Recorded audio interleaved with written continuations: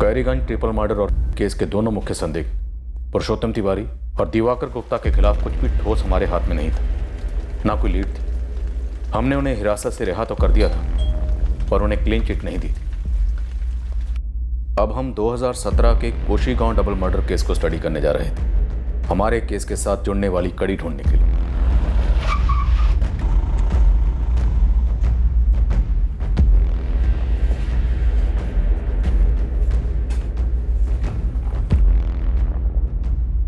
सुधांशु महतो उस वक्त भी मुख्य संदिग्ध था, आज भी मुख्य संदिग्ध है। सुधांशु कशिश का भाई है, तो क्या उसी ने अपनी मां और बहन को मार डाला? उसका बयान बड़ा ही अजीब था, शक करने की काफी गुंजाइश थी। 14 जुलाई को सुधांशु कोशी गांव से धनबाद के लिए निकलता है काम की तलाश में,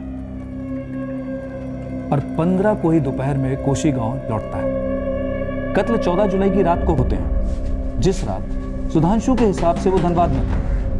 हमें झूठ की बू आने लगती है, और फिर जब घर के दरवाजे पर दिए गए दस्तक का कोई जवाब नहीं आता है, उसे कोई फर्क नहीं पड़ता, कोई चिंता नहीं। वो बड़े आराम से अपने दोस्त पप्पू परदेसी के घर जाता है, चाय पीता है, गप्पे लड़ाता है। और सुधांशु का बाप लाल बहादुर महतो वो भी उसी शाम को वापस लौटता है पास के गांव से, जहां वो मजदूरी करता है। और मामला तब और अजीब हो जाता है जब सुधांशु अपनी बहन कशिश के मोबाइल नंबर को ट्राई करता है, फोन नहीं लगता। वो आराम से बैठ जाता है, ये नहीं कि जाकर देखे जहां कशिश काम करती है कि आखिर माजरा है क्या। और वो एक बार भी ये नहीं सोचता है कि घर के बाहर ताला तो है नहीं, तो कहां गए माँ और बहन, जबकि वो जानता था कि बाप तो घर पे है नहीं। साहब, हमें ऐसा लगा ही नहीं कि अम्मा और कशिश के साथ कुछ गलत हुआ होगा। चलो ठीक, कोई ऐसा नहीं सोचता, लेकिन जब घर पे ताला नहीं लगा था, तूने खटखटाया, कोई जवाब नहीं आया, तो तू पीछे से क्यों नहीं गया देखने? तू सिर्फ तब गया जब तेरा बाप आया। साहब, हम कह तो रहे हैं, हमें लगा ही नहीं कि कुछ गलत हुआ होगा। शाम को भी सब कुछ वैसा ही था, तब बापू के साथ पीछे से जाकर देखा हमने। कातिल घर में पीछे के दरवाजे से घुसा, कुंडी तोड़कर? हाँ, सुधांशु और लाल बहादुर के स्टेटमेंट के हिसाब से उन्होंने ये सब शाम को पाया। सुधांशु दोपहर में जब घर आया था तो घर के पीछे की तरफ नहीं गया था। अम्मा! कशिश! अम्मा! बापू, कुछ गड़बड़ लगती है। दोपहर में भी किसी ने दरवाजा नहीं खोला था। ये कशिश का फोन दोपहर में भी बंद आ रहा था और अभी भी बंद है। तुम्हारी अम्मा सो रही होगी, चलो पीछे से आवाज देते हैं।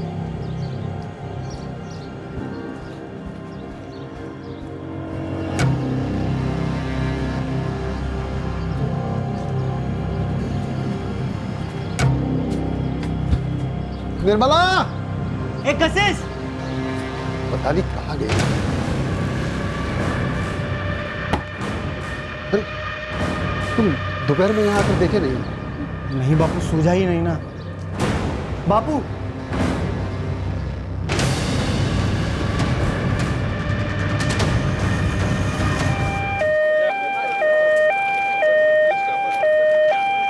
हम कल धनबाद गए थे साहब, आज दोपहर ही लौटे हैं। और लाल बहादुर तुम भी यहाँ नहीं थे?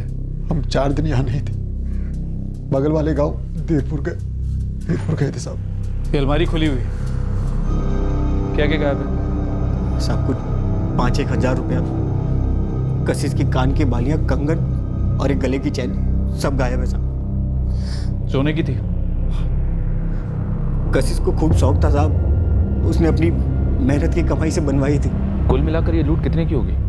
कैश और गहने मिलाकर लगभग 30-40 हजार की। और ये जो कशिश की मोबाइल शॉप में जॉब थी, वो रेगुलर थी? हाँ, 3 साल से काम कर रही थी और ठीक ठाक कमा भी लेती थी, लेकिन कशिश उस दिन काम पर नहीं गई थी। सर, वैसे बिना बताए तो कभी छुट्टी नहीं लेती थी कशिश।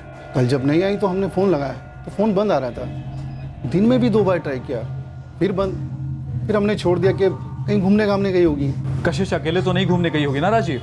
वो उसका निजी मामला है, हम क्या बताएं कि किसके साथ घूमने गई होगी। 3 साल से तुम्हारे यहाँ काम करती, कुछ तो पता होगा ना कि कौन उससे मिलने आता है, वो किसके साथ जाती थी। सर, हम तो यही कह पाएंगे कि कशिश अपने काम में बहुत अच्छी थी, सब कस्टमरों के साथ बहुत अच्छे से पेश आती थी। हम तो समझ नहीं पा रहे हैं कि बेचारी कशिश और उसकी माँ को ऐसे क्यों और किसने मारा। सिर्फ मारा ही नहीं है, कशिश के साथ भी हुआ। 2 मजबूत वार हुए हैं, शायद फावड़े के कुंद के हिस्से से। हमारा मुख्य संदिग्ध इसका भाई है, सगा भाई। सगा भाई करेगा?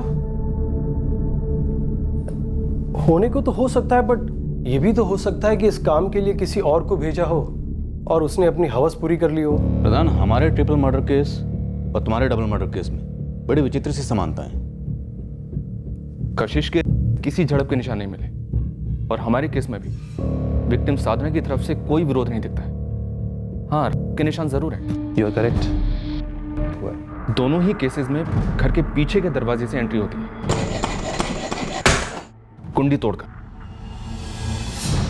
हमारे केस में विक्टिम साधना तिवारी एक महिला ग्रुप की अध्यक्षा थी। उसके पास काफी जेवर और कैश था जो चुराया गया, और आपके केस में भी कशिश की गोल्ड ज्वेलरी और कैश चुराया गया।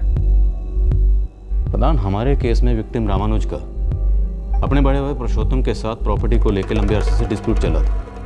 तुम्हारे केस में तुम्हें सुधांशु के खिलाफ कोई और ठोस सबूत मिला सिवाय उसके उस दिन के अजीब बर्ताव के जिस दिन वो डेड बॉडीज मिली? अरविंद, दरअसल हमें कशिश के बारे में कुछ पता चला कि वो जो महंगे जेवर बनवाकर पहनती थी वो उसकी आमदनी से परे थे। मतलब कोई बॉयफ्रेंड गिफ्ट कर रहा था? बॉयफ्रेंड्स एक नहीं, बहुत से।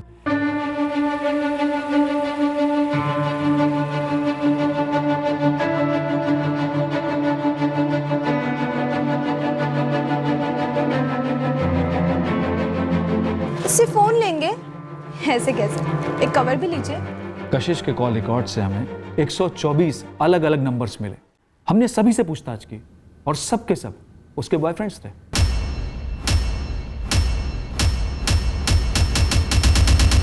और सभी ने कबूल किया कि उनके कशिश के साथ में फिजिकल रिलेशंस थे।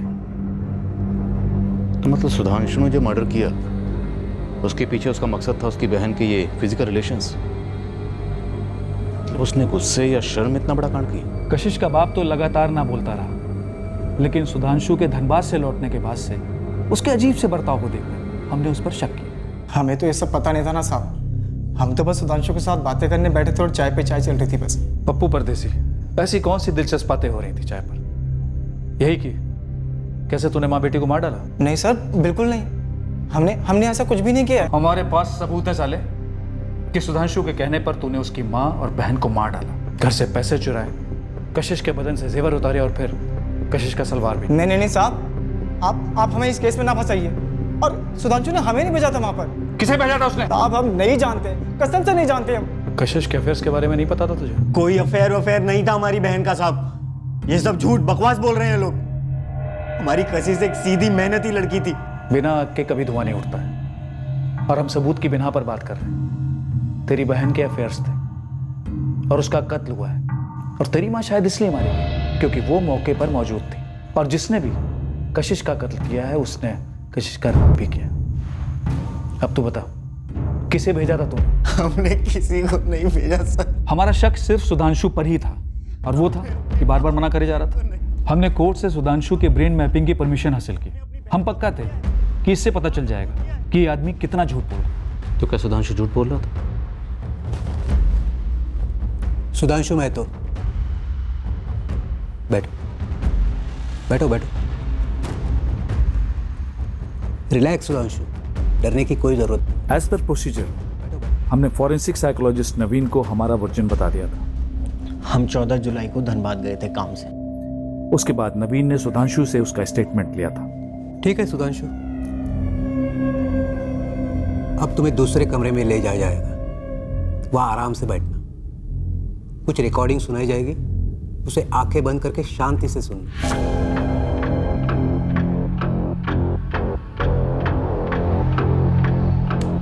तुम्हारा नाम सुधांशु महतो है?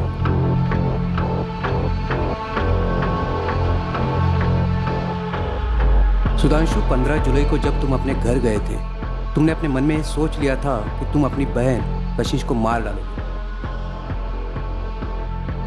सुधांशु के स्टेटमेंट के अनुसार नवीन ने उसे कुछ बातें रिकॉर्डिंग करके सुनाई। उसमें सुधांशु पर आरोप लगाया गया और उसे निर्दोष भी बताया गया। इन बातों पर उसके ब्रेन के रिएक्शंस को नोट किया गया।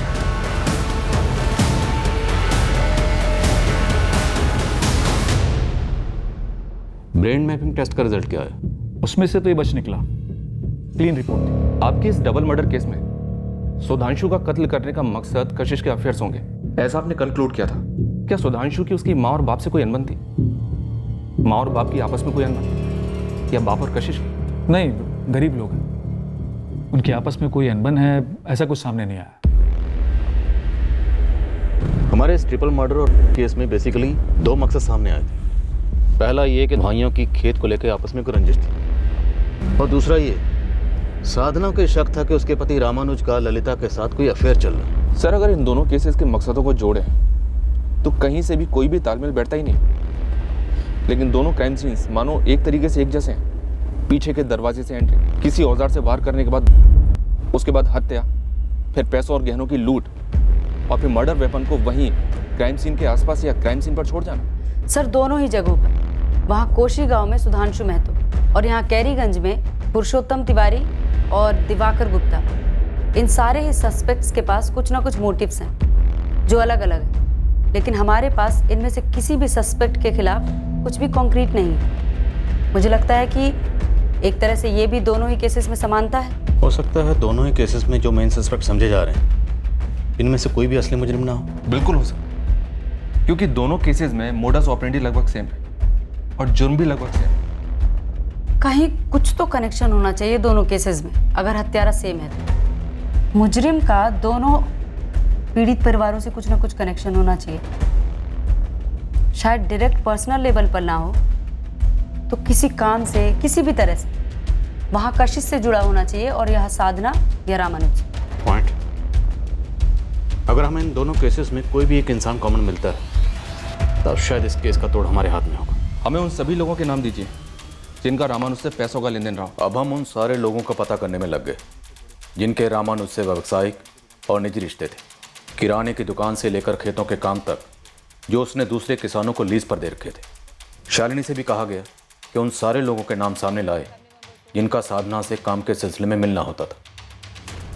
कोशी गांव में इंस्पेक्टर प्रधान ने सुधांशु महतो से उसकी बहन कशिश के रोजमर्रा की जिंदगी के रिश्तों के बारे में पता लगाया, और साथ ही मोबाइल शॉप के मालिक राजीव जोशी से भी उन सभी क्लाइंट्स के बारे में पता लगाया गया जिनसे कशिश के बतौर सेल्स गर्ल व्यावसायिक रिश्ते थे। साथ ही हमने उन सारे 124 लोगों को खंगाला जिन्हें कशिश के बॉयफ्रेंड्स माना जा रहा था। ये सारी कोशिशें उस एक संदिग्ध को खोज निकालने के लिए की जा रही थी जो इन दोनों केसेस को जोड़ने वाली अहम कड़ी हो सकता था।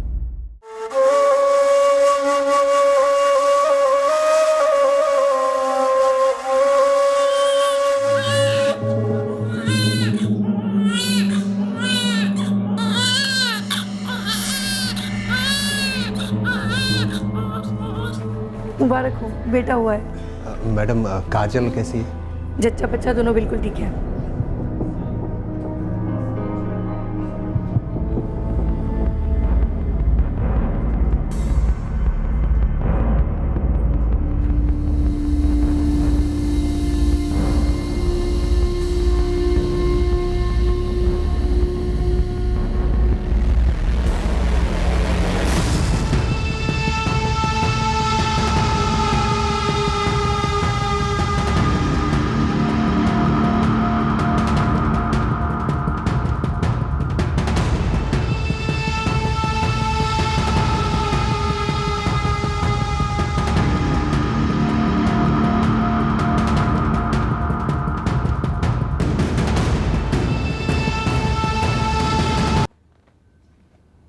दोनों केसेस में एक भी आदमी कॉमन नहीं मिला।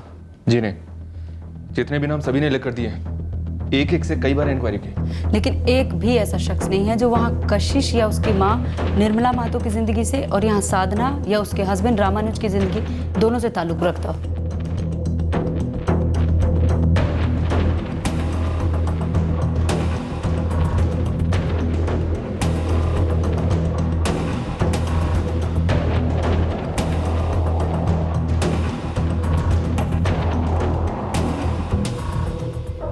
दो 2017 में कोशी गांव में हुए डबल मर्डर केस में एक नैरेटिव, एक वर्णन हुआ जिसमें कशिश के बेशुमार अफेयर्स को इस जुर्म का मकसद माना गया, और इस केस की एक तस्वीर तैयार हुई। 2018 में अपने कैरीगंज में पहला वर्णन तैयार हुआ कि जुर्म का मकसद है रामानुज का उसके भाइयों के साथ खेत का मसला।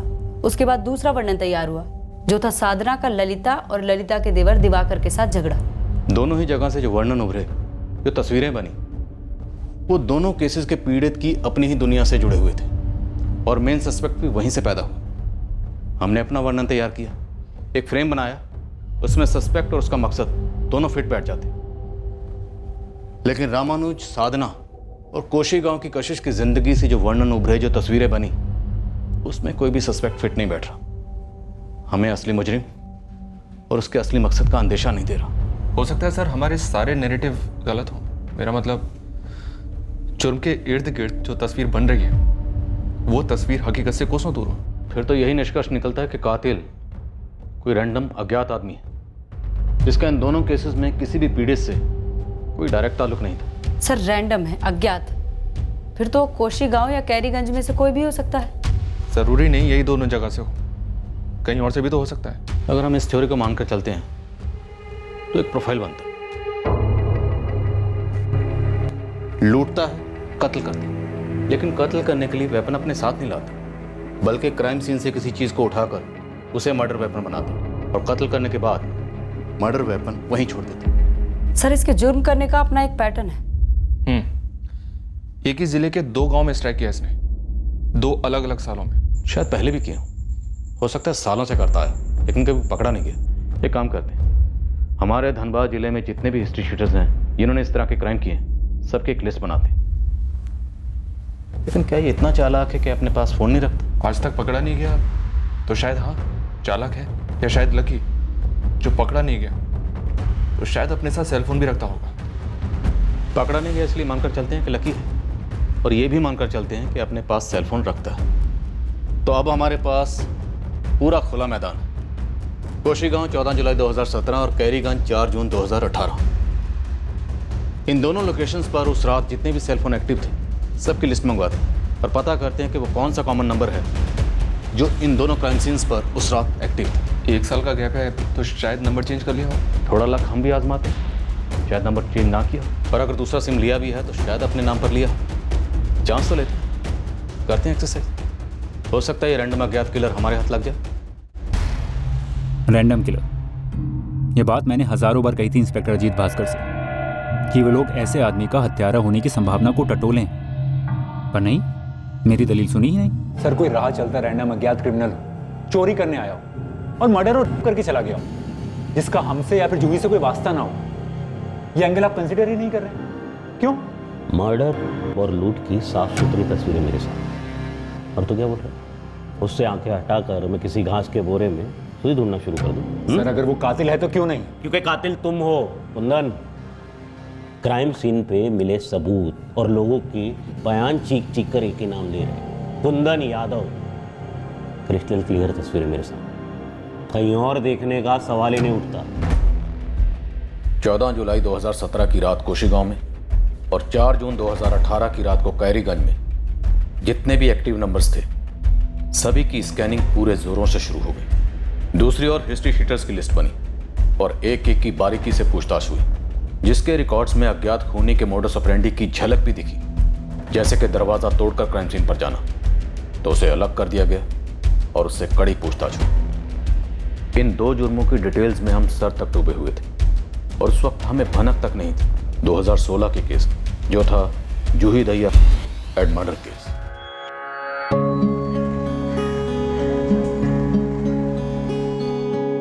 जूही और मैं मेरे डिपार्टमेंट में मिले थे।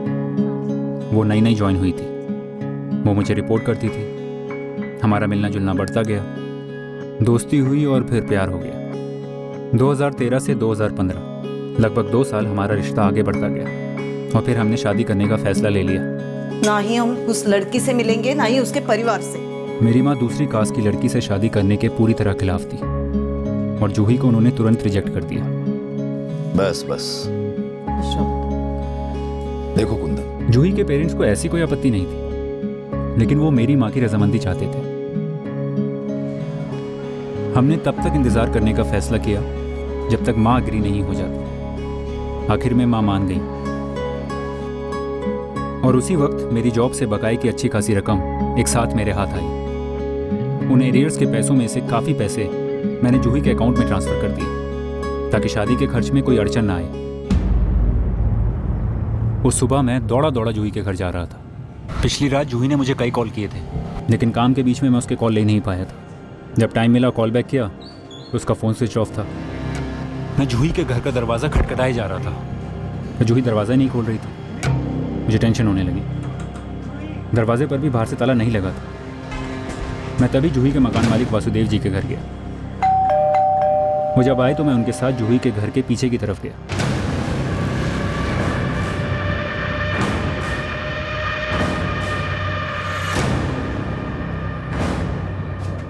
जूही,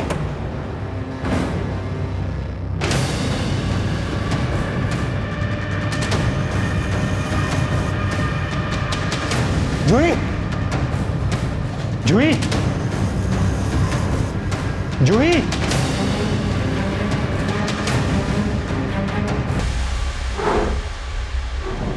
जूही। जूही की लाश देखकर मैं टूट गया पूरी तरह। उस वक्त एक बार भी मुझे ख्याल नहीं आया कि इस भयंकर कांड के लिए मुझे जिम्मेदार ठहराया जाएगा, मेरी जूही के मर्डर के लिए। मैंने कभी सपने में भी नहीं सोचा था कि मेरे और जूही के बीच 6 महीने से जो कपल्स वाली टेंशन चल रही थी वो इतनी बुरी तरह मेरे खिलाफ जाएगी। जूही के मर्डर के 3 दिन बाद मुझे जेल में डाला गया और फिर मैं जेल में ही रहा। इस दौरान मेरी पीठ पीछे काफ़ी कुछ हुआ जिसके बारे में मुझे कुछ मालूम ही नहीं था। तेरी जमानत की अर्जी फिर खारिज कर दी कोर्ट ने। माँ, आप तो हम पे शक नहीं करती ना? ये भी कोई सवाल है बेटा? लेकिन पुलिस कह रही थी तुम उन्हें उस जगह ले गए थे जहां पे तूने जूही का मोबाइल फेंका और हथियार भी। क्या माँ सरासर झूठ बोल रहे हैं वो लोग? जब से गिरफ्तार हुए यहाँ से बाहर ही नहीं निकले हम। कोर्ट में उन्होंने तुम्हारा बयान जमा किया है, दस्तखत है तुम्हारे। माँ, हमें मार मार कर कोरे कागज पे हमसे साइन लिए उन्होंने। हमारे जबरदस्ती बलि का बकरा बनाया जा रहा है हमें। हाँ, आप भी कुछ करिए ना, हमें बाहर निकालिए यहाँ से।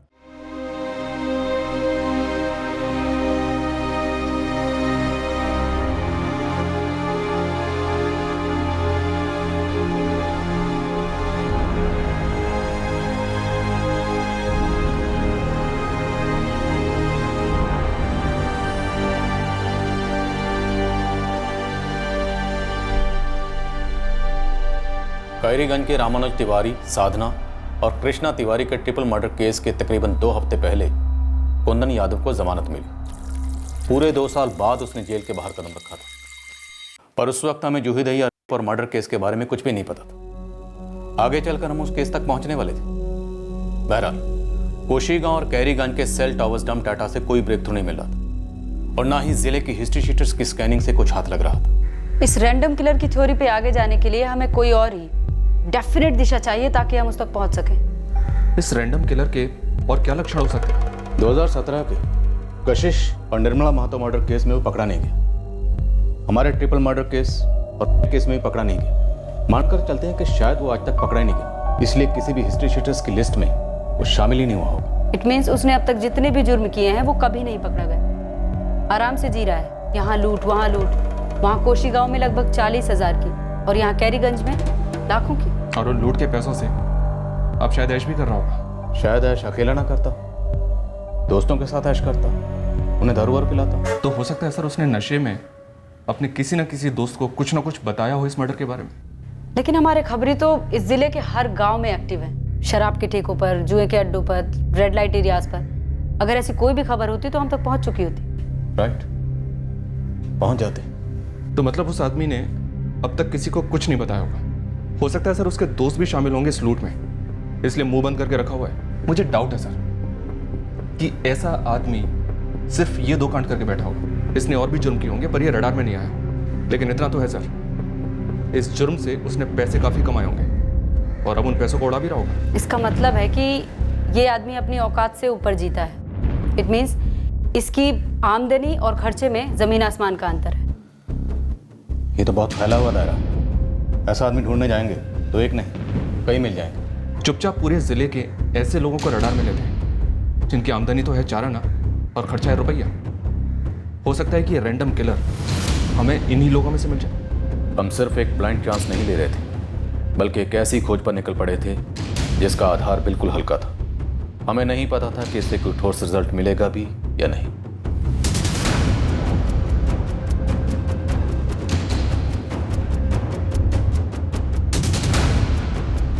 आमदनी के परे खर्च करने वालों की खोज, या उस एक आदमी की खोज जो लूटे गए कैश और गहनों से ऐश कर रहा था। उसके लिए हमें जिले के हर एक आदमी की निजी जिंदगी में झांकना था, उनमें से हमारे टारगेट को ढूंढ निकालना था।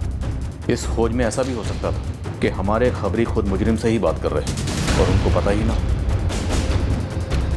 हम हर दूसरे आदमी से हर तीसरे के बारे में पता कर रहे थे और तीसरे से दूसरे के बारे में, और करते करते पूरे मोहल्ले, पूरे इलाके, पूरे जिले के लोगों से बात हो रही थी। ऐसी कई आमदनी से परे खर्च करने वालों की प्रोफाइल्स उभर कर आई, लेकिन उनमें से एक थी जो हमारी नजर में आ गई। गुलशन मुंडा नाम है इसका, अमरपुर का है। 4 दिन पहले बेटे का बाप बना है। खर्चा आमदनी से ज्यादा करता है, क्या तो रहा है गुरु? इसके अलावा और ऐसी कौन सी बात है जिससे तुम्हें लगा कि हमें इसको टारगेट करना चाहिए? सर, गुरु कह रहा है कि ये काम तो पेड़ पौधे लगाने का करता है, पर इसका खर्चा इसकी आमदनी से ज्यादा है। इसके बारे में और जानकारी हासिल की तो पता चला कि ये अपने दोस्तों को विलायती पिलाता है, वो भी रेगुलर।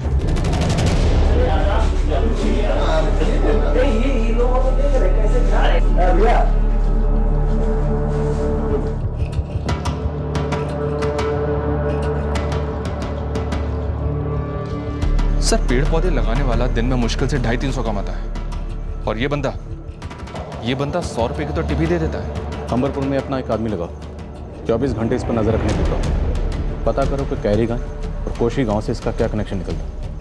कुछ ठोस हाथ लगे तभी उठाना, वक्त से पहले उठाएंगे तो उसे बातें घुमाने का मौका मिल जाएगा।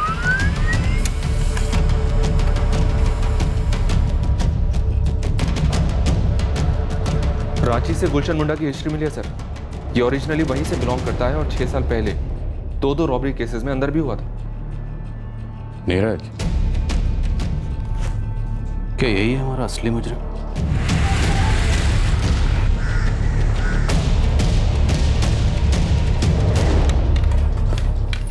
सर, ये गुलशन मुंडा शालिनी का किराएदार था। पिछले साल था सर। वो और उसकी बीवी काजल दोनों हमारे दूसरे घर पर किराए पर रहते थे। तो फिर ये रामानुज और साधना को भी जानता होगा? जानता होगा सर।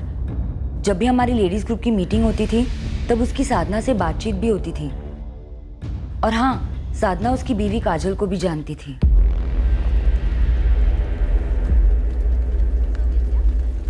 इतनी अहम जानकारी के बाद भी हमने गुलशन मुंडा को उठाया नहीं, बस उस पर नजर रखी, कड़ी बारीकी की नजर। सब बताओ तो, कहाँ ले जा रहे हैं, क्यों ले जा रहे हैं? हमने चुपचाप गुलशन के सबसे करीबी दोस्त राजू निषाद को उठा लिया। हमें गुलशन के खिलाफ जितने हो सके उतने ठोस सबूत चाहिए थे।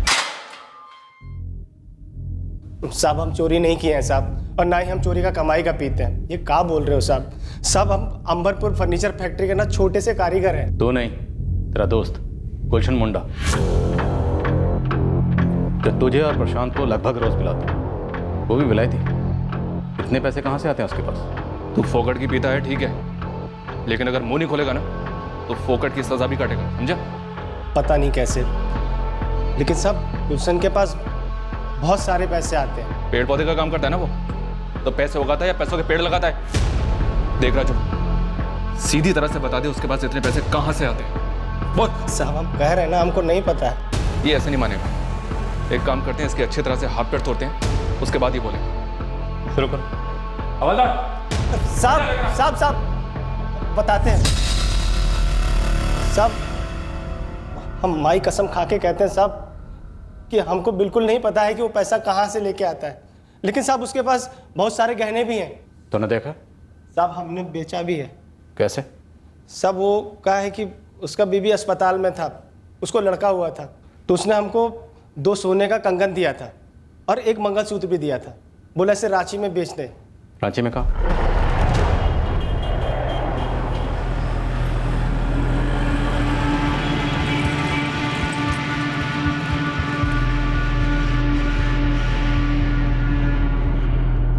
साहब, हमें सच में आइडिया नहीं था कि ये माल चोरी का हो सकता है, वरना हम लेते ही नहीं।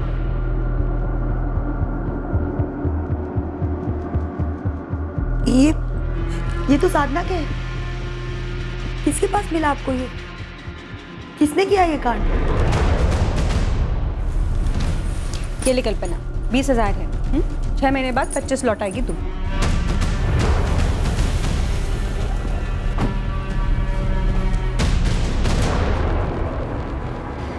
गुलशन मुंडा चल। कहाँ सर? क्यों?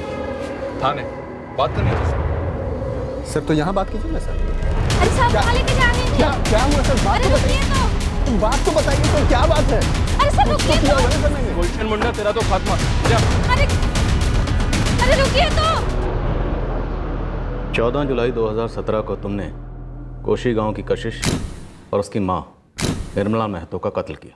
कशिश का किया और घर लूटा। 4 जून 2018 को कैरीगंज के रामानुज तिवारी और उसकी पत्नी साधना और बेटे कृष्णा का कत्ल किया। साधना का किया और घर लूटा, लेकिन उनका बड़ा बेटा दर्पण वो बच गया और तुझे पहचान लिया। और जो जेवर तूने तेरे दोस्त राजू के हाथों बिकवाए थे वो भी बरामद हुए हैं।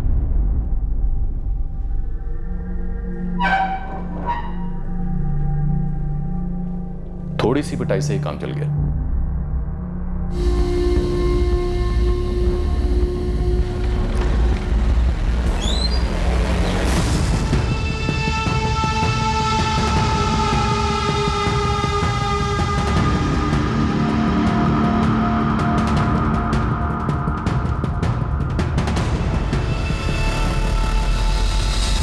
हम वहाँ अलग अलग होटलों में उनके गार्डन संभालते थे और ये कशिश जो थी अलग अलग लौंडों के साथ आती थी, हर बार अलग।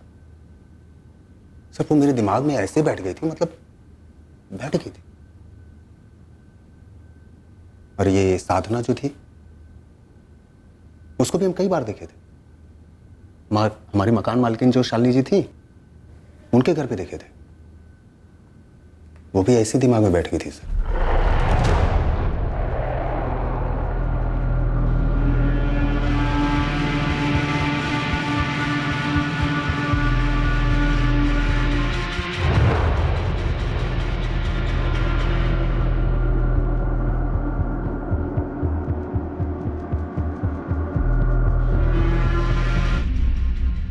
एक बार जो बैठ गई ना सर, फिर उसका बार बार ख्याल आता है, मतलब दिखाई भी देने लगती है ऐसे सामने, जैसे आप लोग नहीं दिखाई दे रहे हैं वैसे। ये पागलों वाली हरकत बंद कर और सीधा सीधा जवाब दे। जब तू कशिश के घर में घुसा तुझे पहले से पता था कि उसका भाई सुधांशु और पिता घर पर नहीं है? उसके बाप को तो सर हमने कभी देखा ही नहीं था। पहले भी 2-4 दफा जब झांका था तो उसका भाई होता था। उस रात जब झांका तो कोई नहीं था, वो थी और बुढ़िया थी।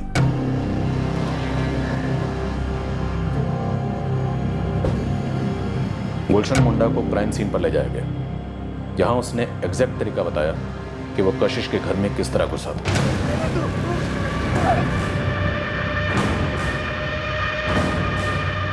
अंदर कहां से घुसा था? इधर से सर। ये कुंडी का ना स्क्रू ढीला था, जोर से धक्का दिए खुल गया। चल दिखा कैसे किया।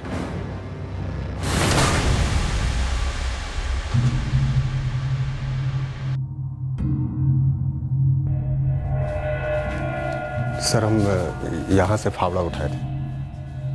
फिर किसको पहले मारा? माँ को पहले मारा कि कशिश को? बोल, किसको पहले मारा? सर हम वहाँ यहाँ कशिश के साथ सो रहे थे और नींद में उससे प्यार कर रहे थे। इतने में बुढ़िया उठ के वहां से फिर फावड़ा उठाया, मारा धाड़ से। फिर कशिश भी उठ गए, उसको ही मारा धाड़। फिर बेहोशी की हालत में कशिश के साथ किया। और फिर वापस उसे मार दिया फावड़े से।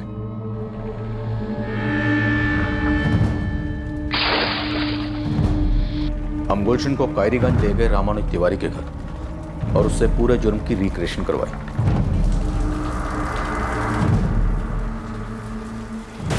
सर यहाँ पर कुछ मिस्त्री काम कर रहे थे तो उनका औजार टूट गया था।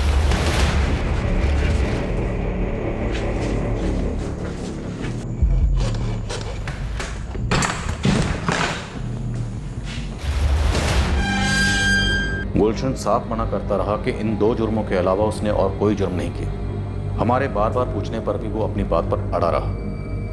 गुलशन झूठ बोल रहा।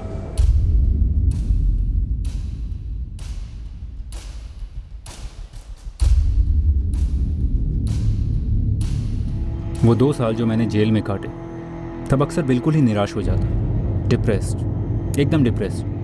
ख्याल आता कि अब जिंदा रहने का क्या मतलब है, करियर खराब, नाम खराब, मर ही जाना बेहतर है। और अब जब बेल हुई है तब भी कुछ बदला नहीं है। मैं अब भी आरोपी हूँ, संदिग्ध नहीं, आरोपी, अक्यूज्ड।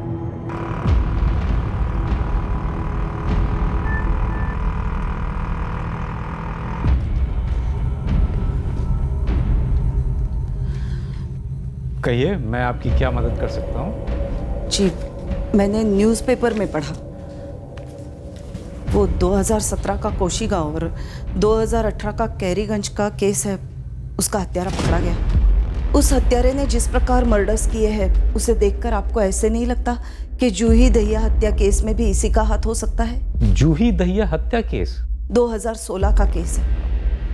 जूही दहिया को भी उसके घर में मार डाला गया और उस केस में भी हत्यारा घर के पीछे के दरवाजे से घुसा था। ओह हाँ, उसमें तो वो लड़की इलेक्ट्रिसिटी डिपार्टमेंट में काम करती थी, लेकिन उसमें तो उसका मंगेतर कन्विक्ट हुआ था। हम उस मंगेतर कुंदन यादव की माँ है, सावित्री यादव। 2 साल बिना जमानत के जेल काटी है हमारे बेटे ने। कुंदन ने जूही को नहीं मारा था और जूही का केस इन दोनों केस की तरह है। हम विनती करते हैं आपसे, कुछ कीजिए इस बारे में। कुंदन जूही से प्यार करता था, उससे शादी करने वाला था, उसको बुरी तरह फंसाया गया है। हम हाथ जोड़ते हैं, इकलौता बेटा है हमारा और निर्दोष है, कुछ कीजिए इस बारे में।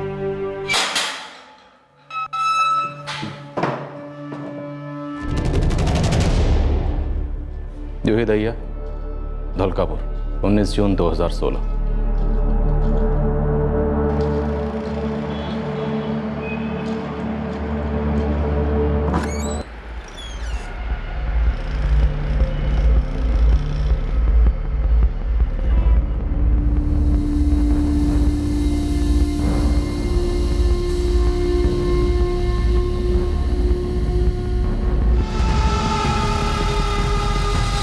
जूही के मकान मालिक वसुदेव, जो होमगार्ड में काम करते हैं, जिनका बगीचा तू संभालता था, उन्होंने तुझे पहचान लिया। अब पौधों की तरह तेरी कटाई शुरू करें।